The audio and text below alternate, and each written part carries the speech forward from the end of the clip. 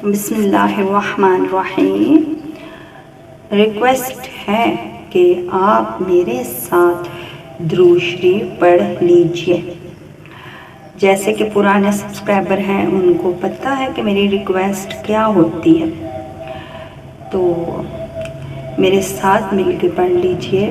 الصلاۃ والسلام علیک یا رسول اللہ وعلی آلک واصحابک یا حبیب اللہ۔ اللہ کے آخری نبی محمد عربی صلی اللہ علیہ وآلہ وسلم کا ارشاد ہے، جس نے مجھ پر 100 مرتبہ درود پاک پڑھا، اللہ پاک اس کی دونوں آنکھوں کے درمیان لکھ دیتا ہے کہ یہ نفاق اور جہنم کی آگ سے آزاد ہے، اور اسے بروز قیامت شہداء کے ساتھ رکھے گا۔ سبحان اللہ۔ شیر خدا کے روشن فیصلے، اس میں سے میں آپ کو ایک دو واقعات بتاؤں گی حضرت علی رضی اللہ تعالیٰ عنہ کے۔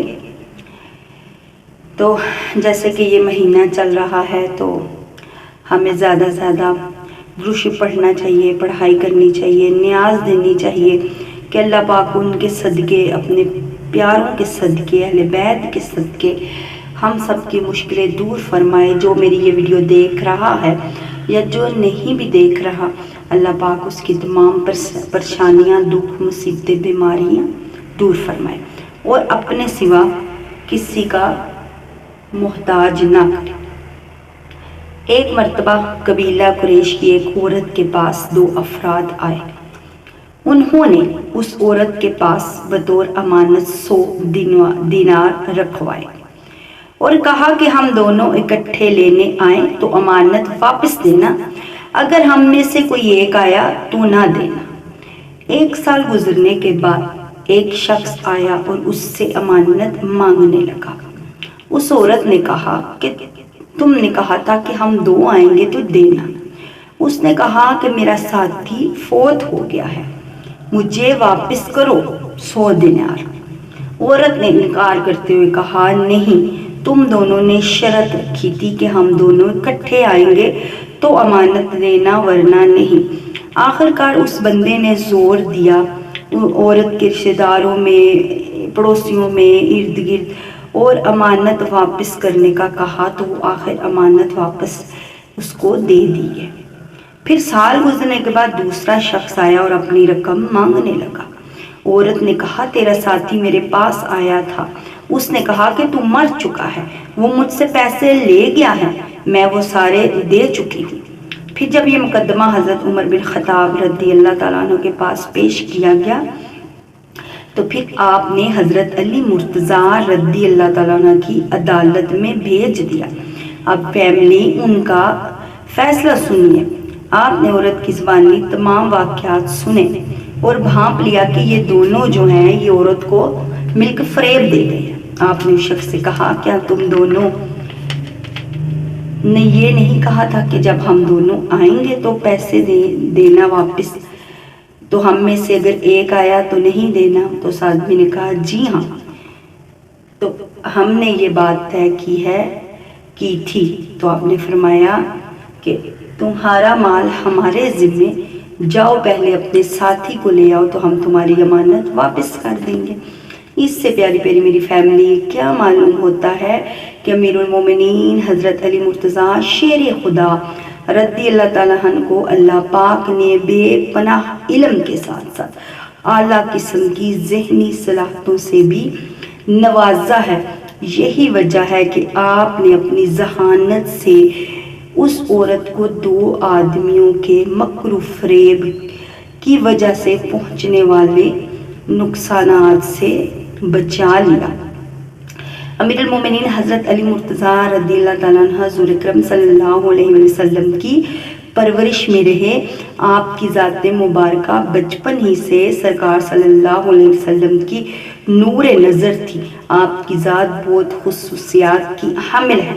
رشتے میں چچا زاد بھائی ہونے کے علاوہ بھی آپ نے جو انصار اور مہاجرین کو ایک دوسرے کا بھائی بنایا، اس میں بھی وہ آپ کے بھائی ہے۔ حضرت عبداللہ بن عمر رضی اللہ تعالیٰ سے روایت ہے کہ سرکار صلی اللہ علیہ وسلم نے جب مدینہ طیبہ میں اخوت یعنی بھائی چارہ قائم فرمایا تو آپ روتے ہوئے بارگاہ رسالت میں حاضر ہوئے، عرض کی یا رسول اللہ، آپ نے سب صحابہ کرام کے درمیان بھائی چارہ فرمایا مگر مجھے کسی کا بھائی نہیں بنایا، تو سنیے، توجہ دیجئے۔ آپ صلی اللہ علیہ وسلم نے ارشاد فرمایا، اے علی، تم دنیا میں بھی میرے بھائی ہو اور آخرت میں بھی میرے بھائی ہو۔ سبحان اللہ، آپ کی عظمت شان کے کیا کہنے کہ سرکار صلی اللہ علیہ وآلہ وسلم نے آپ سے محبت کرنے کو اللہ پاک سے محبت کرنا، آپ سے دشمنی کرنے والے کو اللہ پاک سے دشمنی مول لینا قرار دیا ہے۔ حضرت ام سلمہ رضی اللہ تعالیٰ عنہ سے روایت ہے کہ سرکار صلی اللہ علیہ وآلہ وسلم نے فرمایا، جس نے علی سے محبت کی اس نے مجھ سے محبت کی، جس نے مجھ سے محبت کی اس نے اللہ پاک سے محبت کی، جس نے علی سے بغض رکھا اس نے مجھ سے بغض رکھا، جس نے مجھ سے بغض رکھا اس نے اللہ پاک سے بغض رکھا۔ مزید ارشاد فرمایا، جس نے علی کو برا کہا اس نے مجھے برا کہا۔ تو میری پیاری فیملی، اللہ پاک حضرت علی مرتضیٰ کی گستاخی بے ادبی سے بچائے اور دیگر تمام صحابہ کرام کا ادب احترام کرنے اور ان کی شان عظمت کو اپنے دلوں میں بٹھانے کی توفیق عطا فرمائے کہ کسی کے بارے میں بھی غلط بات نہیں کرنی، غلط سوچ نہیں رکھنی کسی صحابہ کے بارے میں بھی۔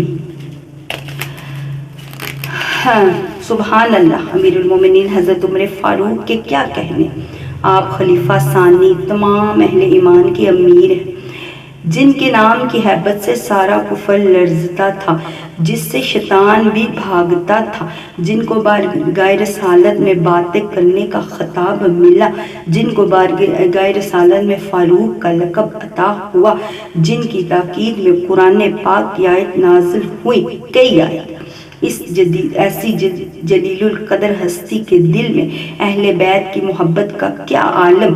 آپ بھی سنیے کہ آپ کے فیصلوں کی تائید قرآن کرتا ہے، لیکن آپ نے مولا علی شیر خدا کو اپنی عدالتوں کا خصوصی جج، خصوصی معاون بنایا ہے۔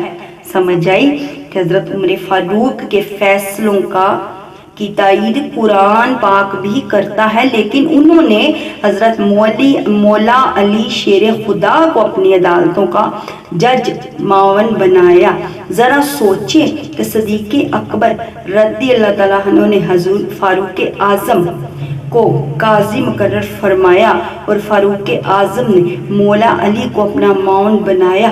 یقیناً فاروق اعظم کا مولا علی کو اپنا خصوصی جج، خصوصی معاون بنانا مولا علی کی علمی شان شوکت اور اہل بیت سے واہلانہ الفت محبت پر دلالت کرتا ہے۔